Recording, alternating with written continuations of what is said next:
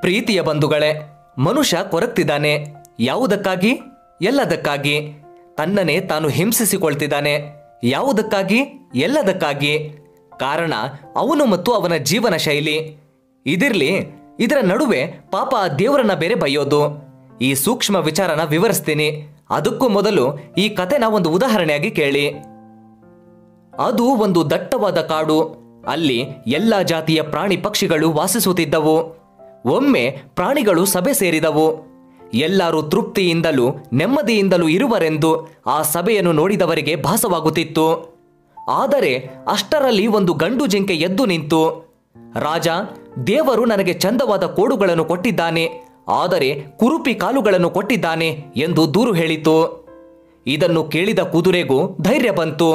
ಅದು ಕೂಡ ಮುಂದೆ ಬಂದಿತು. ರಾಜ, ಕಾಲುಗಳು ಮಹತ್ವದಲ್ಲ. ನನಗೆ ನೋಡಿ ಬಲವಾದ ಕಾಲುಗಳಿವೆ, ಆದರೆ ನನ್ನ ಬಾಲವಾದರೋ ಕುರುಪಿಯಾಗಿದೆ ಎಂದು ಹೇಳಿತು. ಇದನ್ನು ಕೇಳಿ ನವಿಲು ಸಹ ಮುಂದೆ ಬಂದಿತು. ನನ್ನ ರೆಕ್ಕೆ ಹಾಗೂ ಪುಕ್ಕಗಳು ನಿಜವಾಗಿಯೂ ಸುಂದರವಾಗಿವೆ, ಅದರಿಂದಾಗಿ ನಾನು ಮಳೆಗಾಲದಲ್ಲಿ ಕುಣಿಯಬಲ್ಲೆ. ಆದರೆ ದೇವರು ಒಂದು ವಿಷಯದಲ್ಲಿ ನನಗೆ ಮೋಸ ಮಾಡಿದ್ದಾನೆ. ಅವನು ನನಗೆ ಕೀರಲು ಸ್ವರ ಕೊಟ್ಟಿದ್ದಾನೆ ಎಂದಿತು. ಇದನ್ನು ಕೇಳಿಸಿಕೊಂಡ ಕೋಗಿಲೆ, ಧ್ವನಿ ಮಹತ್ವದಲ್ಲ, ನನ್ನ ಧ್ವನಿಯೋ ಇಂಪಾಗಿದೆ, ಅದು ಕಿವಿಗಳಿಗೆ ಸ್ಫೂರ್ತಿ ಕೊಡುತ್ತದೆ, ಆದರೆ ನನ್ನ ರೂಪ ನೋಡಿದರೆ ಯಾರು ಇಷ್ಟಪಡುವುದಿಲ್ಲ ಎಂದಿತು. ಅಷ್ಟರಲ್ಲಿ ಜಿಂಕೆ ಮುಂದೆ ಬಂದು, ನನ್ನ ಶರೀರವಾದರೂ ತುಂಬ ನುಣುಪು ಮತ್ತು ಸುಂದರವಾಗಿದೆ, ಆದರೆ ಅದಕ್ಕೆ ಶಕ್ತಿಯೇ ಇಲ್ಲ. ದೇವರು ಎಲ್ಲಾ ಶಕ್ತಿಯನ್ನು ಸಿಂಹರಾಜನಿಗೆ ಕೊಟ್ಟಿದ್ದಾನೆ ಎಂದು ದೂರು ಹೇಳಿತು.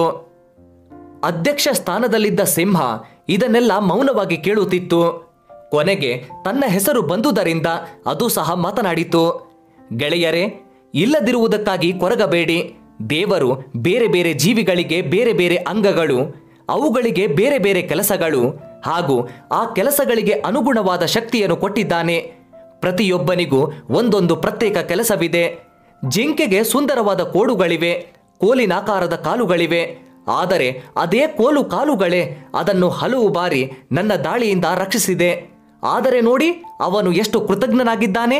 ಅವನಿಗೆ ಆ ಕಾಲುಗಳ ಬಗ್ಗೆ ದೂರುತ್ತಿದ್ದಾನೆ. ಅಂತೆಯೇ ಪ್ರತಿಯೊಂದು ಪ್ರಾಣಿಗೂ ಈ ಭೂಮಿಯಲ್ಲಿ ಸ್ಥಾನವಿದೆ. ನಿಮಗೆ ದೇವರು ಏನು ಕೊಟ್ಟಿಲ್ಲವೋ ಅದಕ್ಕಾಗಿ ಕೊರಗುವ ಬದಲು ಏನು ಕೊಟ್ಟಿದ್ದಾನೋ ಅದಕ್ಕಾಗಿ ಕೃತಜ್ಞತೆ ಹೇಳಿ ತಮ್ಮ ಶಕ್ತಿಯ ಮಿತಿಯೊಳಗೆ ಬದುಕುವುದನ್ನು ಕಲಿಯಿರಿ ಎಂದಿತು. ಬಂಧುಗಳೇ, ಪ್ರಾಣಿಗಳನ್ನ ಬಿಡಿ, ಪ್ರಕೃತಿಯ ಆಗು ಹೋಗುಗಳಿಗೆ ತಮ್ಮ ಬದುಕನ್ನು ಸಮದೂಗಿಸಿಕೊಂಡು ಬದುಕ್ತಿದ್ದಾವೆ.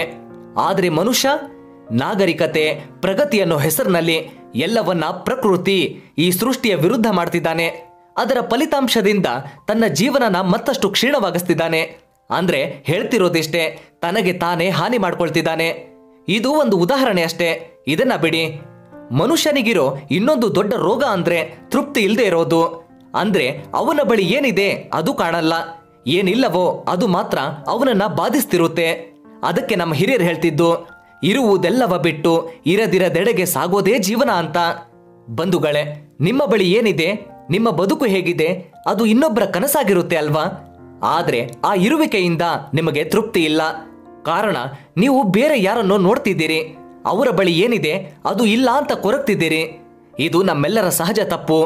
ಯಾರು ಈ ಹೋಲಿಕೆ ಅಥವಾ ಕೊರಗುವಿಕೆಯಿಂದ ಹೊರಗೆ ಬರ್ತಾನೋ ಅವನು ತೃಪ್ತಿದಾಯಕ ಜೀವನ ಅನುಭವಿಸ್ತಾನೆ. ಎಲ್ಲದಕ್ಕೂ ಮೊದಲು ಮಾಡಬೇಕಾದ ದೊಡ್ಡ ಕೆಲಸ ಅಂದ್ರೆ ಕೃತಜ್ಞತೆ ಮನೋಭಾವ ಬೆಳೆಸ್ಕೊಳ್ಬೇಕು. ಅಂದ್ರೆ ನಮ್ಮ ಬಳಿ ಏನಿದೆ ಅಥವಾ ಏನು ಸಿಕ್ತಿದೆ ಅದಕ್ಕಾಗಿ ನಾವು ಮೊದಲು ದೇವರಿಗೆ ಕೃತಜ್ಞತೆ ತೋರಿಸ್ಬೇಕು.